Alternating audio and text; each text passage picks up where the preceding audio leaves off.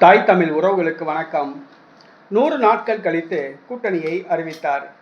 100 நாட்கள் கழித்து கூட்டணியை அறிவித்தார் என்ற தலைப்பில் இந்த காணொளியை நாம் காண்கிறோம். 2026 தமிழக சட்டசபை தேர்தலுக்கு பிறகு திமுக கூட்டணியில் இருந்த விடுதலை சிறுத்தை கட்சி தமிழக வெற்றி கழகத்துக்கு தாவியது. தனது 2 சட்டமன்ற உறுப்பினர்களை தமிழக வெற்றி கழகத்துக்கு ஆதரவு தெரிவித்து ஒரு அமைச்சர் பதவியை பெற்றது. அந்த அமைச்சர் பதவி மூலம் ஆதாயம் அடைகிறது, பணத்தேவையை பூர்த்தி செய்கிறது. நேற்றைய தினம் விடுதலை சிறுத்தை கட்சியின் தமிழ் தேசிய மாநாடு என்ற பெயரில் ஒரு சாதி கட்சி மாநாட்டை நடத்தினார் திருமாவளவன் தனது பிறந்த நாளில் திருமாவளவன் உரையாற்றும் பொழுது 100 நாட்கள் கழித்து யாருடன் கூட்டணி என்பதை அறிவித்தார். தமிழக வெற்றி கழகத்துடன் தான் கூட்டணி, விஜயுடன் சேர்ந்து பயணிப்போம். தற்பொழுது ஆளுங்கட்சி கூட்டணியில் உள்ளோம், விரைவில் ஆளுங்கட்சியாக நாங்கள் பரிணமிப்போம் என்று அவர் கூறியுள்ளார்.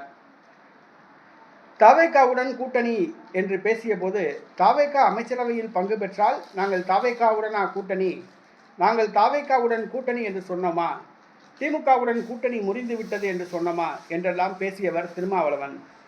தற்பொழுது 100 நாட்கள் கழித்து விஜயுடன் தான் கூட்டணி, விஜயுடன் இணைந்து பயணிப்போம் என்று கூறியுள்ளார் திருமாவளவன். தேர்தலுக்கு முன்பு வரை RSS பெற்றெடுத்த குழந்தை விஜய் என்று கூறினார், பாஜக பெற்றெடுத்த குழந்தை என்று கூறினார், திமுகவை வீழ்த்துவதற்காக விஜய் பாஜகவால் அனுப்பப்பட்டார் என்றெல்லாம் கூறினார். ஆனால் தற்பொழுது தேர்தலுக்கு பிறகு அமைச்சர் பதவிக்காக தற்பொழுது தவேகா கூட்டணியில் இணைந்துள்ளார். விஜயை புகழ்ந்து பேசுகிறார், விஜயுடன் இணைந்து பயணிப்போம் என்று கூறுகிறார். திருமாவளவன் நம்ப முடியாத ஒரு அரசியல்வாதி. விஜய் திருமாவளவனை நம்புவாரா என்பது தெரியவில்லை. பொறுத்திருந்து பார்ப்போம்.